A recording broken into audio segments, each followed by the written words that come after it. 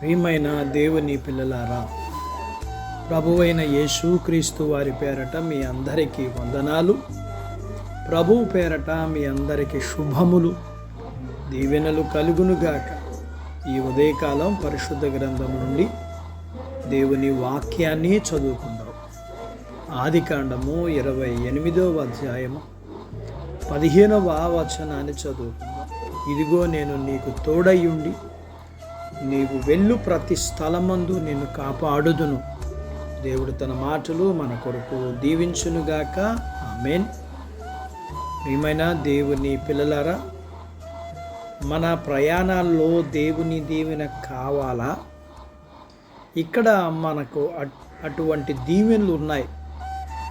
మనం వెళ్ళే ప్రతి స్థలములోనూ దేవుని సన్నిధి, దేవుని కాపుదల మనకు కావాలి. దేవుడు మనకిచ్చిన పిలుపును బట్టి, బాధ్యతలను బట్టి మన ప్రయాణాలు ఉండాలి. ఏదో మనకు తోచినట్లు మనం అవసరమైన ప్రయాణాలు మాత్రమే చేయాలి. అనవసరమైన ప్రయాణాలు చేయకూడదు. ఒకవేళ దేవుని చిత్త ప్రకారం ఆయన పిలుపును బట్టి మనకు ఏమాత్రం పరిచయం లేని ఇతర దేశాలకు వెళ్ళవలసి వస్తే అది ఎంతో భారముతో కూడిన పని అని ఎందుకు అనుకోవాలి? ఒక విశ్వాసి ఈ లోకములో ఉన్నప్పటికీ అతడు యాత్రికుడే కదా. అన్నీ అతనికి కొత్తగానే ఉంటాయి. అయినా అతడు వెళ్ళే ప్రతి స్థలంలోనూ ప్రభువే అతనికి నివాస స్థలంగా ఉంటాడు. పూర్వకాలములో అన్ని తరాల్లో ఉన్న పరిశుద్ధులకు దేవుడు తన సన్నిధి భాగ్యాన్ని ఇచ్చాడు. ఒకవేళ ఒక దేశాన్ని పరిపాలించే రాజుకు ఉన్నంత బందోబస్తు, భద్రతా సిబ్బంది మనకు ఉండకపోవచ్చు.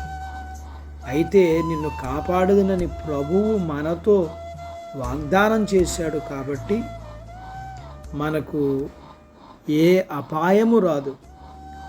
ప్రభువులో ఉన్న ప్రతి ప్రయాణికునికి ఈ వాగ్దానమే ఒక దీవెన పాస్పోర్ట్. పరాయి దేశాల్లో ఉన్న ప్రభువు బిడ్డలకు ఇది పరలోకపు పాస్పోర్ట్. యాకోబు అంతకు ముందెన్నడూ తన తండ్రి ఇంటిని విడిచి బయటికి వెళ్ళలేదు. తన తల్లి కొంగుచాటున ఉన్న బాలుడు అతను. తన అన్నల సాహసవంతుడు కాదు. అయినా తన స్వదేశాన్ని విడిచిపెట్టి ఇతర దేశాలకు వెళ్ళాడు. కారణం, దేవుడు అతనితో ఉన్నాడు. అతనికి ఉన్న వస్తువుల చాలా తక్కువ.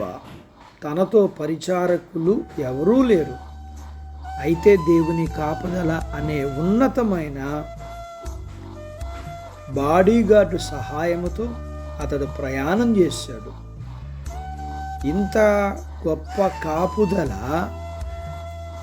ఏ రాజకుమారుడికి లేదు. పొలాల్లో నిద్రించేటప్పుడు దేవుని దూతలు అతని చుట్టూ కావలి ఉన్నారు. అట్టి బాధ్యత దేవుడు మనకు దయచేయునుగాక. ఆమేన్. ప్రార్థించుకుందాము. నాతో పాటు ఏకీభవిస్తారా? మమ్మలను మిక్కిలిగా ప్రేమించిన మా ప్రియ పరలోకపు తండ్రి, మీ పరిశుద్ధ నామమును బట్టి మీకు వందనాలు చెల్లిస్తూ ఈ ఉదయకాలం మీ పాదాల దగ్గర మీ లేఖనాన్ని మేము నేర్చుకోవడానికి సహాయం చేశారు. నేర్చుకున్న లేఖనపు సత్య ప్రకారం ఇంటిలో ఉండే యాకోబు